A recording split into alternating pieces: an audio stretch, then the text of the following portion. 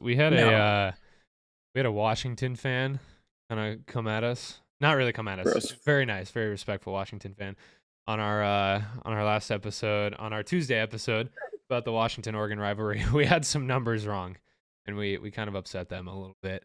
Well, I was very nice, I thought you meant very Washington respectful Commanders. to him. We'll try to be a little better with our numbers this episode. I just want to let you guys know though, before we get started here, our interns aren't paid very well.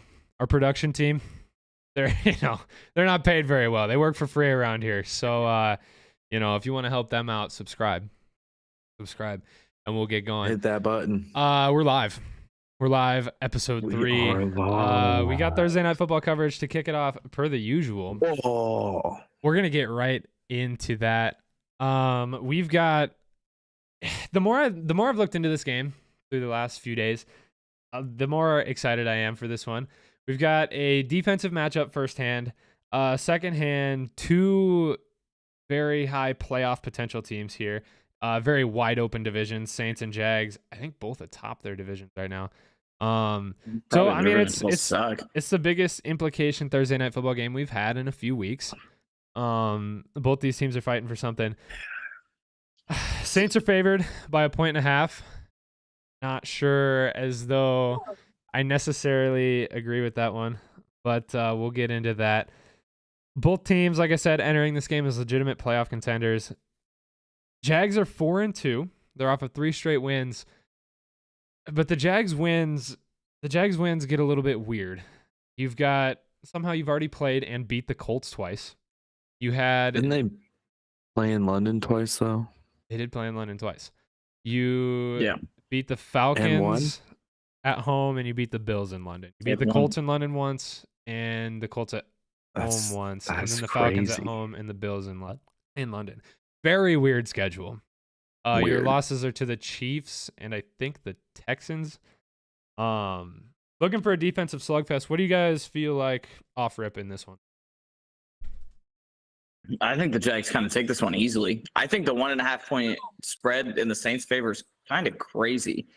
And I mean, you guys have heard me talk about the Jags. I'm not huge fans of them, but I'm also not huge fan of the Saints offense. It has looked very bad. Obviously, Derek Carr hasn't been 100% healthy, but I mean, they just don't look good. And this Jags defense is pretty solid. I would have to agree, but I say this is going to be just a defensive just battle. It's going to be a battle in the trenches. It's going to be won and loss on offensive lines and defensive lines. And I think it's going to be a low scoring game. So if you take the under, another little betting, take the under. Speaking of defense, that Jags defense to me just screams in this one, and we'll get to a few reasons why. But first of all, pressure rate. The Jags are at a pressure rate of 23.4% here to start the season. They have an average per game turnover margin of plus 1.2, which is the highest in the league. So you got to look for that defensive front to make a huge impact, which we'll get to that a little bit more when we get to the injury report here in a little bit. Saints are looking really, really weak on that front, but I expect that Jags front to do exactly what they've done against every team so far this season. Get a lot of pressure, get a lot of hurries back there, probably force an interception or two. Josh Allen been balling a little bit. Josh Allen has been looking really well. I don't know. The Saints team, I looked and looked and looked. I did research all day. This Saints team to me, they just don't, there's not a lot of positives there. Derek Carr, fully healthy again.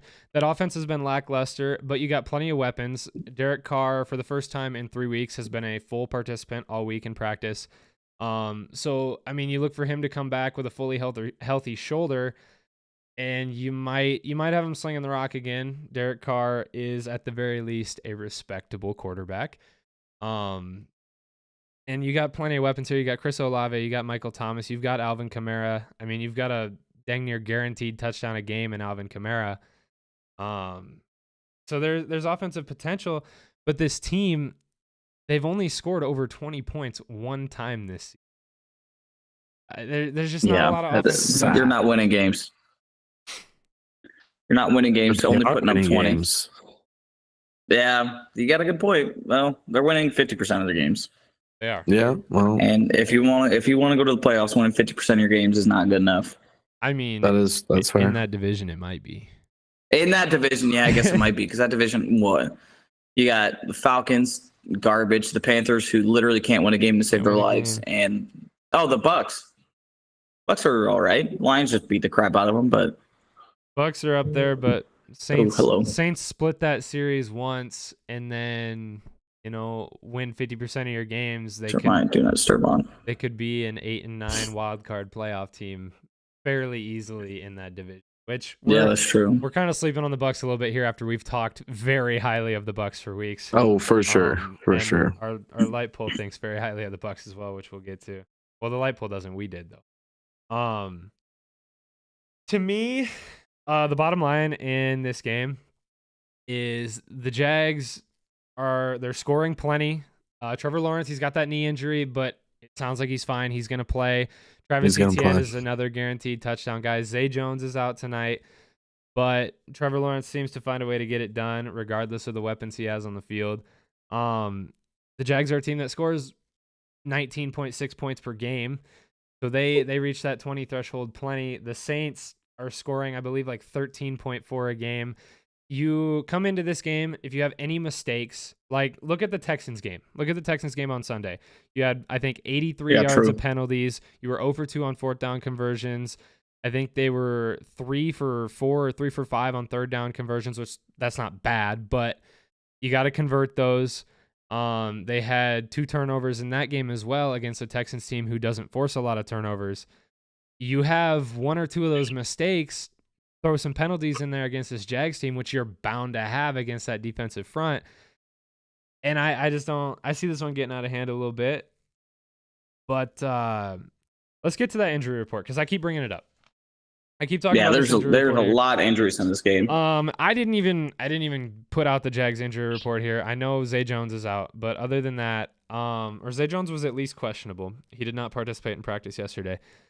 Saints injury report. These are the guys that are confirmed out. You've got James Hurst, Juwan Johnson, Ryan Ramczyk, and Landon Young. 3 of those are tackles. That line right now has almost no depth. You had 2 more tackles who were questionable going into this game. Half of their line did not practice this week. You've got a really beat up room there. And to me, this Jags defensive front, again, one of the best in the league. Up front, everywhere else they're pretty lackluster, but up front they're one of the best in the league. Give these guys some time and some space to get going. And that line on the Saints looks pretty weak. All questionable as well. I believe at least 2 of these are playing for sure. Tyrann Mathieu is questionable. Demario Davis and Jamal Williams are also questionable. That's a heck of a list. I thought Jamal Williams was listed as out. He might be out now. I thought he was out like 5 to 6 weeks or something like that after week 2. Jeez. He was listed. He practiced this week on Tuesday. What week 5 is weeks? That would be week 7 this week. That'd be this week. Oh, that is week 7. Holy cow, this season's gone by quick. He was a limited participant on Tuesday. Yeah. How do we think those injuries affect the Saints? I mean, obviously, you're going against, like you were saying, one of the better defensive lines in the league, and being that short on the offensive line does not help at all. And then obviously, they're shorter tight end too, so like they're missing a lot of key blockers. And I'm looking at like Tavon Walker to step up big on the ends, and he's got to get to the quarterback. Calais Campbell, he's got to get there, and I think they will. I think they'll have kind of a heyday with him. And then obviously, I mean, Josh Allen coming off the edge, he can blitz, he can drop back in coverage, he can do kind of it all. So I look for this Jags defense to have another solid game like they did last week against a very impressive offense in the Bills. If Demario Davis and Tyrann Mathieu do not play in this game, that defense is losing like both major captains, which can shake them. They still have Cam Jordan, obviously. I don't know if he's healthy right now. Obviously he's not on the report, so he's probably healthy. Cam Jordan practiced both days this week. Limited, but he practiced. They still got Cam Jordan, so like they could still possibly get after Trevor Lawrence a little bit if he's, struggling with that knee. Without Cam Jordan on that front though, that The Saints defense to me, it's got the nothing. defense looks Like you said, they're missing it's two not of their scary. they're missing two of their key captains there on defense. You don't have Cam Jordan. You essentially have no pass rush, which their pass rush isn't that strong to begin with. And again, there's not a lot of positives jumping out to me on this Saints team. I think you get a low scoring matchup here for sure, but I don't see the Saints hanging on in this one. Really tight spread, obviously for a reason. There's nothing jumping out to me in this game that says the Saints, even at home, can come out and pull this one out. I agree.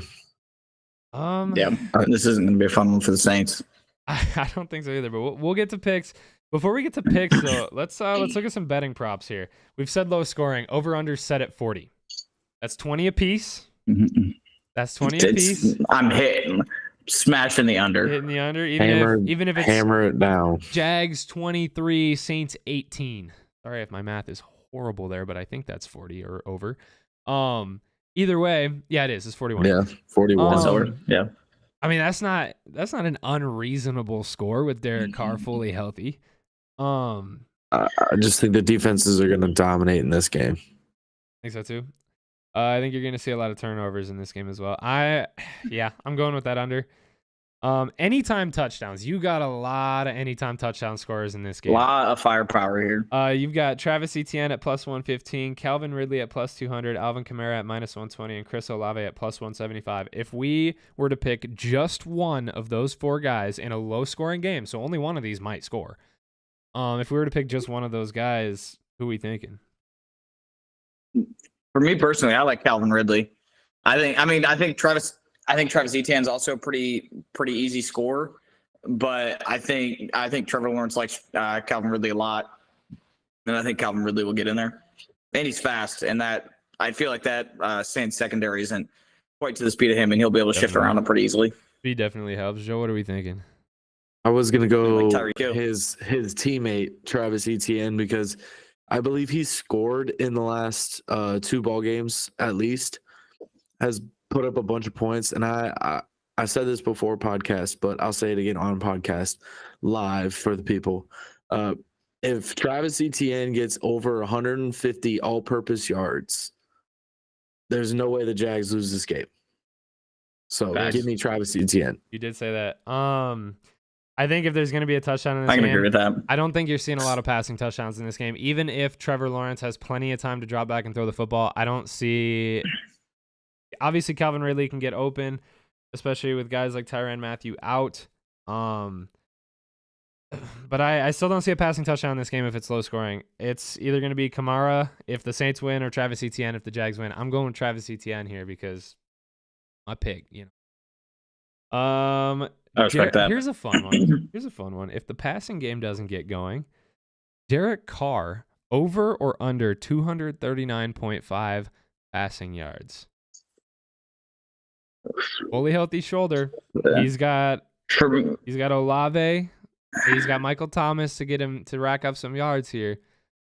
I think he averages just over that number, but against this Jags defense, you might not be getting the ball off as easily. I'm gonna say for me under. Personally, this is if we're doing picks, this is a garbage shoe pick, and I'm not touching it. Nah, I'm gonna say under because of how good this Jags defense has been getting after the quarterback this year, just on their pressure rates and just being in his face, causing havoc. I'm gonna put him right around 216. I'm gonna put him right around 216. I'm gonna go with that under as well. I'm gonna say buck 85. Buck 85. Oh. Joe is going under 200. Sub 200. Sub 200. I honestly was thinking I might hit the over on it just because I think they're going to be playing from behind, so they're going to have to pass it. So he'll get kind of like some garbage minute pass yards. Guys, can I be fully honest with you? That one I'm not touching. Hate player props. I hate props in general. Over unders I hate because like you always want to bet the over, and I mean those just suck because you never know. It's football sometimes. I hate the anytime touchdowns because like the only guarantee in the league is like Christian McCaffrey and he's out. But I hate anytime touchdowns. I hate over-unders on passing totals because they always set that line like right under their average to bait people into going over. Yeah. And then it's like, I don't know. I hate those. I hate Y- totals. y- We want yeah. to make our picks here. I think it's Absolutely. very clear. Make our picks That, here. I think we've I'm- all yeah, hinted I'm pretty going with heavily. Jags. I think we've all hinted pretty heavily here, which is fine. Jags money line, baby. Yeah, I mean, want that juice pick? Don't Yeah. go plus 1.5. Go Jags money line. I think we're all picking the Jags here. To me, again, that Yeah. defensive front is huge. You gotta limit Derek Carr's ability to throw the ball. You gotta limit the time he gets back there because he can't really move too well on his feet. You make him uncomfortable back there. I'm sure that shoulder's still hurting a little bit.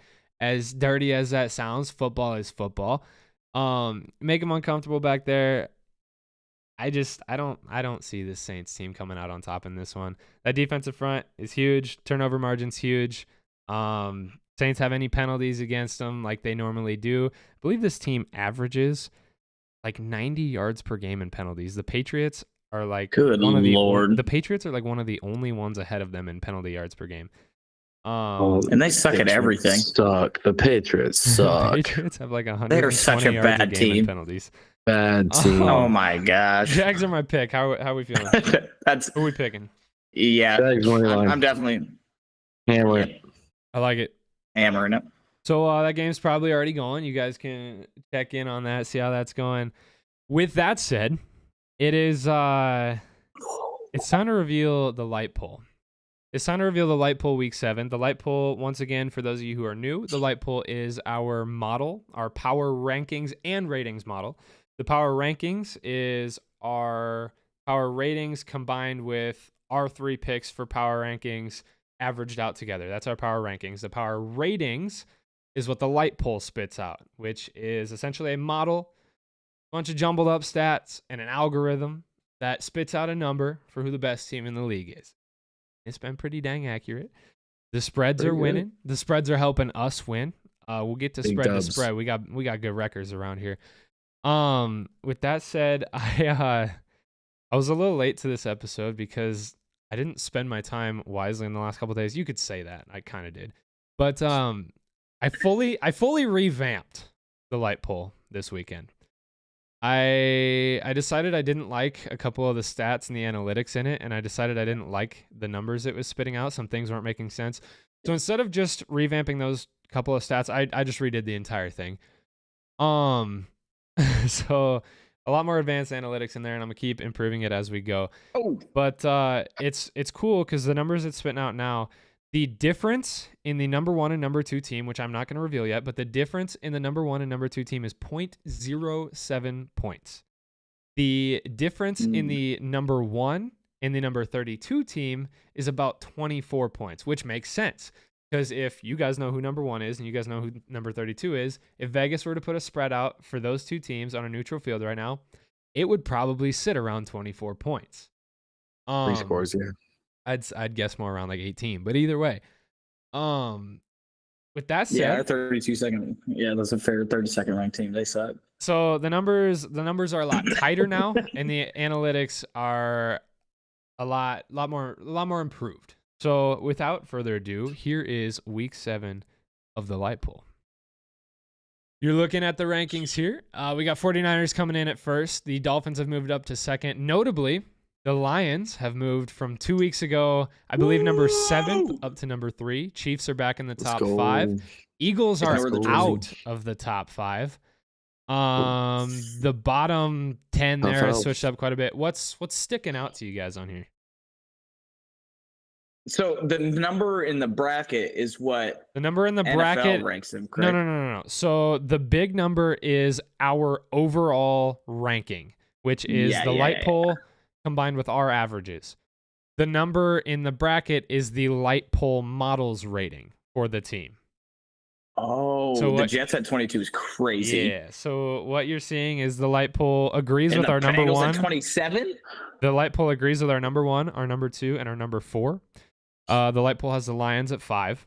It has the Bills at 3. That's Eagles asinine. at 7. It puts the Eagles down. It puts the Ravens significantly down to 12.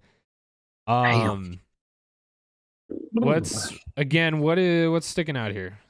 Who do you think's too high? Who do you think's too low? Looking at both numbers. I mean, it's got the Houston Texans at number 9. It does have the Houston Texans at number 9. That's absurd. You can say that's absurd, but you agreed with that. That number, I did. You had them fairly high, didn't I? Me and you both had them The fairly high. Texans are really good. You're right. Either way, because after looking at some of they've beaten and competed with some tough teams. they have competed with some tough teams and they beat them. They beat one of the teams we're discussing tonight in the Saints. So, and they also they beat both of these teams. They beat both of the teams that are playing tonight. They did beat both of these teams. Yeah, I take that back. CJ Stroud, I'm sorry. I love you. I don't think the Raiders are low enough. I frequently disrespect the Raiders. Oh, the Raiders. I'm trying to think of some numbers that were standing out.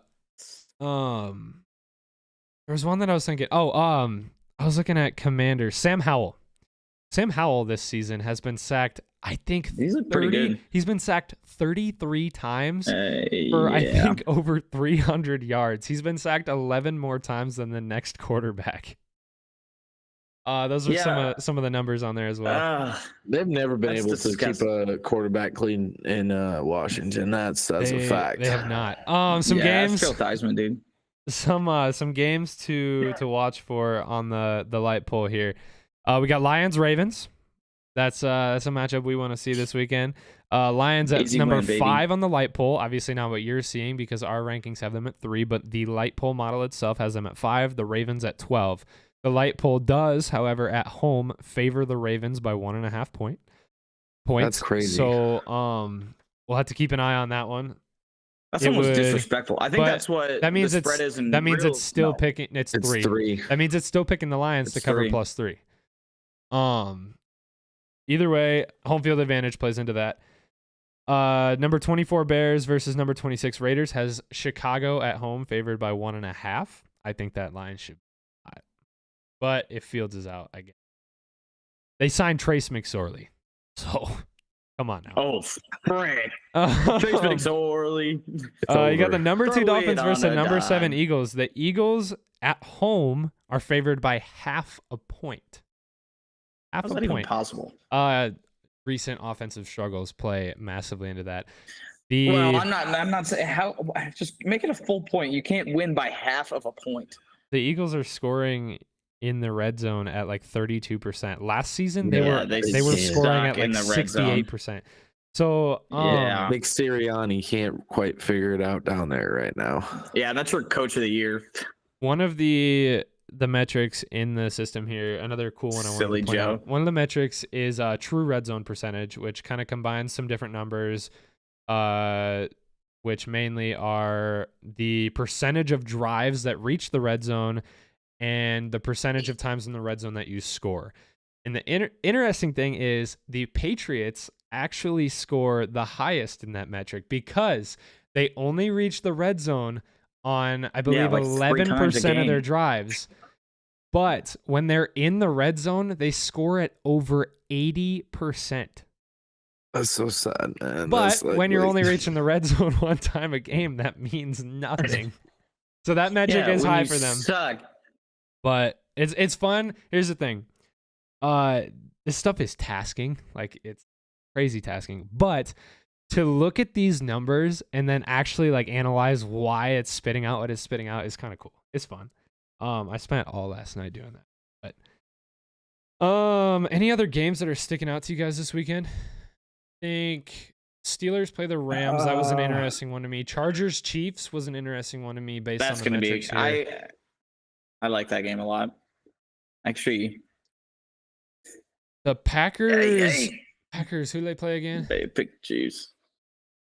Packers play the Broncos. That one play Broncos, yeah. That one metrically seems like it's going to be a lot closer than what we think it should be. Yeah, that one's going to be an interesting one just because Jordan Love is not looking good. No. He looked good and then he looked bad. And the Broncos defense played Relax. Don't kill me, Joe. The Broncos I'm chilling, bro. The Broncos defense played pretty good against the Chiefs last week. It's crazy because the Broncos defense is supposed to be like otherworldly. Like with Pat Surtain, the defensive front they have, they're supposed to be one of the best in the league. Obviously, I think offensive struggles really hurt that. Deeper theory that we're not going to deeper theory that we're not going to go too in depth on. I think Russell Wilson hurts that team mentally more than people realize. But that defense is supposed to be so good, and they're just not. But Russ, what? The only thing he's cooking is freaking garbage. That baked beans. Dude, Paxton Lynch played better than what Russell Wilson has with the Broncos. Oh my! Paxton Lynch has won just as many games as he has, dude. That is the light pull. Give me Paxton Lynch and Trevor Siemian. That is the light pull. Week 7, we gave you some games to watch. Now, how about we give you some games to pick? Some banger games. How about we give you some games to pick? We're back with pick mine. We're back with spread to spread. On the right. The segment where we're going head to head against the spreads to find out who can pick them the best. Right now, Zach's picking them the best. Zach is at 13-5. I'm at 12-6. Joe missed last week, so he's at 5-4. Realistically, if Joe wasn't silly the first episode and didn't pick money line upsets, Joe would be sitting at 7-2. But either way, Zach is currently leading. I'm right behind him, and Joe realistically is on pace. Scoring wise, Zach is 2-0-0. I am 1-1-0, and Joe is 0-1-1. That scoring, I mean, Joe wins 4 straight here, and that scoring could really change. That's the coolest thing. Your overall record does not necessarily matter at the end of this. If you finish second place throughout this entire thing, you realistically could win at the end of the season. Let's get to our picks here, though. I want to lead off tonight. Thank you. Yeah. I'm going to go pretty quick through these. Bills going to Foxborough, taking on the Patriots. Spread's -8.5. I was very confident in Bills -18 against the Giants. That didn't happen. So it was -14. The light pole had -18. But -8.5, come on. That is 3 field goals. You can beat the Patriots by 3 field goals. Let's go. Give me Bills -8.5. I think that's a no-brainer. Buccaneers -2.5. I believe the Buccaneers are at home against the Falcons. Look for the Buccaneers to make a bounce-back game here. They got kind of crushed by the Lions there last week. They didn't necessarily get crushed on the scoreboard, but they got crushed physically in that game. Give me the Bucs to bounce back. I don't think the Falcons are that good. You saw red zone struggles last week. They couldn't close out a game through 2 interceptions in crunch time. Give me the Bucs to take that one. Commanders -2. I'm riding the Commanders for, I think, a 3rd straight week here. Commanders take on the Giants. I don't care if you're on the road. This Commanders team behind Sam Howell should be beating the Giants by a field goal. Bears +3. Agreed. I am ridiculously confident in this Bears +3. I don't think the Raiders are a good team. Even if Fields is out, I don't care. Bears +3 to me. I think the Bears are the stronger team here. The Bears are at home here. I think the Raiders are a very poorly coached team, and that's entirely what I'm basing this one on. Give me the Bears to cover that one. I got Wisconsin -2.5. They got embarrassed last week against Iowa. You're now playing arguably the worst team in the Big Ten in Illinois. I don't care if you're going on the road. Beat Illinois by a field goal. You need to get back in that Big Ten West race. JMU, baby. They're new to the FBS. They are 6-0. They are not bowl eligible because it is their first year in the FBS. They're still on freaking restriction, which sucks. Put JMU in a bowl. I don't care who JMU's playing this season. I'm going to rock with them till they lose.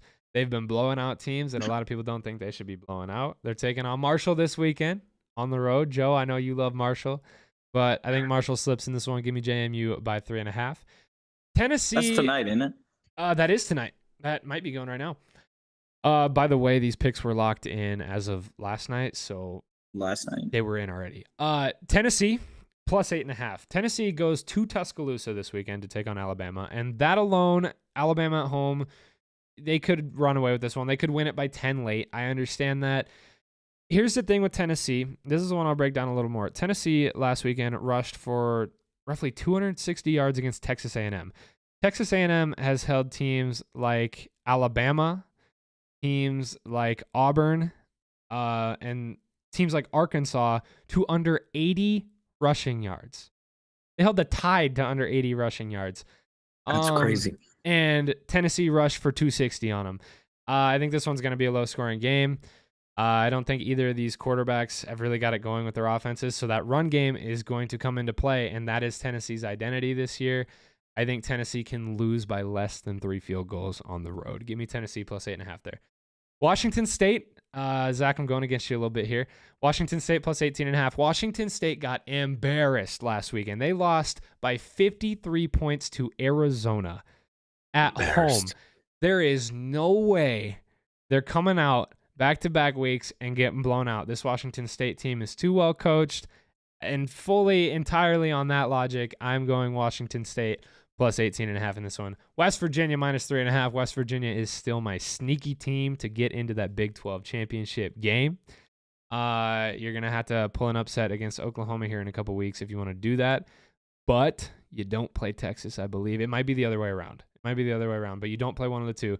You just got to get that upset, and this West Virginia team's right there atop the Big 12. I think this team could still sneak in there. I definitely think they can go out at home and beat Oklahoma State by more than a field goal. Those are my picks. Ride them if you want to. If you're going to ride them, ride all of them, because, that record up there is looking pretty good. Zach, you want to take the floor, or Joe, you want to take the floor? Joe, you take the floor. You take the floor. Take the floor. Oh. All right. Take that floor, Joe. First, we have the Lions plus 3. I think that this Lions team is getting disrespected with a favorite by the Ravens. I think this Ravens. Don't get me wrong. Don't get me wrong. I think this Ravens team is pretty good. I think their defense is much improved in the last couple of weeks. They've been playing a lot better. Offense still kind of shaky in spots. Lamar hasn't picked up the way you would think Lamar would be doing at this point in the season. I think this Lions defense is one of the best in the league. They can get after Lamar all day. The back half, they can defend, okay. They can't do it great some days, but they do it all right enough to win ball games. I think they're definitely gonna close that 3-point spread. There's no way they lose by 3, especially to this Ravens team. Up next, we got the Packers minus 1.5. I think the Packers win by 10. I think this Broncos team is poorly coached, just like Ethan was talking about the Raiders earlier. Same thing. I just think Sean Payton doesn't have his guys bought in like he should. Offense looks lackluster every week. You mean he doesn't have the pocketbook to pay his players to injure people? I guess not anymore. Frick. Continue. That being said, I think the defense looks good in spots. I think Pat Surtain is still one of the best corners in the league. That being said, though, I think this Packers team wins by 10. They're gonna run the ball. They're gonna do the Packers game. They're gonna do it. Up next, I got the Chiefs at minus 5.5 against the Chargers. The Chargers play the Chiefs hard every year. That's usually a 3-point game, but I'm pretty confident in this Chiefs team. I think they're going to come off of that last week showing against that Denver Broncos defense that has been embarrassed all year and kind of didn't look great. Kind of didn't look great against that Broncos defense. They're going to come out against the Chargers. They're going to prove that Pat Mahomes is going to figure it out. He's got to start figuring it out at some point, right? So touchdown win for the Chiefs. I like it. Up next, we got the Bears plus 3. I don't think is that your official? You can switch that. You can switch that because I'm good. Okay, I'm good. I'm gonna rock with you because I fuck with it. I've been fucking with this Bears team for a long time. They're severely underrated, I think. If Fields plays, he'll probably be on a snap count. They'll probably not try to make him hurt. That being said, Jimmy G just went out last week. I don't think they think he's going to play this week. Not to interrupt, but who is their starter now? It's not Stidham, is it? Like Jared Stidham? No. They got Peterman and some guy that They just signed this year. He's a rookie stud. Oh, I I don't remember. don't know his got it. name. Anyway, Remember. Anyways, give me the Bears. I'm rocking with the Bears. I The like it, Joe. defense will show up. If we lose, we lose together, you know? We lose together. Up next, I got Mississippi State at +6.5 against this Arkansas team that made Alabama have a run for its money.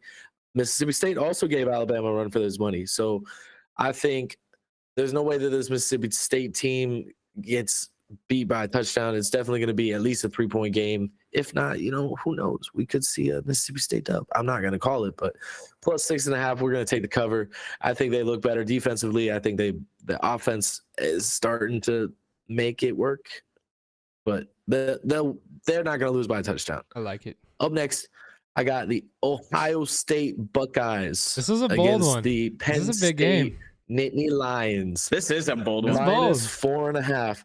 I have faith I don't hate it, though. in Kyle McCord. I have faith in this Ohio State team. I think Ryan Day is not going to let himself get embarrassed at home in Columbus against James Franklin in this Penn State team. He has yet to have it happen to him. I don't think this is the year. Give me Ohio State -4.5. I'm gonna rock with you again, Ethan. I'm about this West Virginia team. They've been playing really good ball this year, which is a surprise, for a West Virginia team that rarely ever wins ball games in the Big 12. They're actually winning games, and they're gonna show up against this Oklahoma State team. Give me at least a touchdown against this team. They're gonna show up and they're gonna win. Yeah. Up next, I got the Colorado State Bison versus the UNLV Rebels. +8 on the spread. I think they played their best game against Colorado earlier this year, and I think they're going to try to emulate that. And I think they're going to make it a close game. It's going to be at least a 3-point game. UNLV probably will pull it out, but give me the Bison and Mike Norvell to put up a hell of a fight. Up next, I'm picking against my own team, the Clemson Tigers. We got the Miami U. Fake fan. At +3. I think this Clemson team has taken a major step back as far as how good they actually are. That being said, I think this Miami team will come out and be like, okay, we have to win. We have to win. We have to win every single one. We have to continue to strive for a great bowl at this point, to put our name out there and get more recruits and hopefully do it next year. You know what I'm saying? I saw this Miami line originally, and the fact Miami's at home against a Clemson team who has not looked great on offense. Yeah, Miami got blown out last week, but let's look at the team they got blown out by. I was very confused why Miami was a field goal underdog in this one, but I really like that pick. And that's why I also was looking at that. I was like, Miami's been playing pretty well this year, despite what happened last week. And Clemson has looked shaky. So give me the U +3. Zach, you can get us out of here tonight. Round it out, big dog. To start off, it's Aiden O'Connell. That's who their quarterback is. That's their now starting quarterback. Sweet. It's either Aiden O'Connell or that's the Raiders or Brian Hoyer. That's the Raiders. That's what I was talking about. Oh, I thought you were talking about the Bears. Bears is Trace McSorley. Anyway, what are your picks, Zach? I was talking about the Bears, but go ahead. We might be. I don't give a crap who just. We might be losing Zach a little bit here. Fields. Zach, let's get through your picks pretty quick here before we lose you. Oh, we might be losing Zach. I'm gonna start with his picks just to keep the episode rolling. Train doesn't stop here. He's got the Jags +1.5. I really like that pick. It's night. We all picked that. Obviously, I don't think the Jags should have been underdogs in this one, even on the road. He's got Lions +3. Obviously, big Lions fan over here. I don't think the Ravens should be favored by 3 in this one either. He's got Browns -2.5. Who we got against the Browns? Browns 2.5 against the Colts. I really like that one. Browns are on the road. Colts have not looked very good recently offensively. Anthony Richardson is now out for the season. I think Browns can definitely cover a field goal in that one. Packers -1.5. You guys both talked about that one. I also think the Packers are a significantly better team in that matchup. I like that pick, Zach. He's going against Joe. He is going against Joe. I lost him now. We're fully switched over because we lost Zach. He's going against Joe with the Chargers pick. He's picking Chargers +6. As Joe said in his own pick, the Chargers always play that Chiefs game close. So maybe a touchdown is too wide of a spread there. I like that Chargers +6 pick a lot. He's got Missouri -7 against South Carolina. I really like that pick as well. Missouri's been rolling. Missouri's been very, very kind to us in picks as well. Missouri has won us some money here this season. South Carolina just got blown out by Florida last week. I think Missouri can, at home, do the exact same thing to them. Maybe not blown out, but you can win by a touchdown in that one. He's got Iowa -3.5 against Minnesota. Fun fact, Iowa women's basketball head coach Lisa Bluter has more wins in Kinnick Stadium than the last 3 Minnesota head coaches. I really like that pick as well. Give me Iowa to win. I've read that stat as well. Oklahoma -18.5 against UCF. I like that one. UCF has looked really, really ugly in the Big 12. Oklahoma's stupid good. That's only 3 touchdowns. They can pull away late with that one. I really like that. He's also going against me with Oregon -18.5 against Washington State. As I said, Oregon at home could easily pull away by 3 touchdowns in this one. Washington State got blown out by Arizona last week, so that could go either way. Blown out. Either Zach wins or I win, doesn't matter. I really like his Oregon pick regardless. I just think Washington State, bounces back and loses by 17. But either way, those are Zach's picks. And that's also going to do it for episode 3 of the live. We lost Zach there at the end, but just know he loves you guys and just texted me and told me that you guys need to subscribe if you are still watching here. Hope you guys enjoyed the live here. Go watch some football. Go watch Jags Saints. Gonna be a beautiful game. Our picks are there. Tail them if you want, but if you're gonna tail someone's picks, tail all of them. Don't come crying to us when you go 3 for 5 and that's almost all the picks. Either way, and you lost. You lost because you picked the wrong ones. That said, I hope you guys enjoyed the episode. We are going to see you again Tuesday for the weekend recap episode, and then we'll see you again live next week. We love you guys. Peace.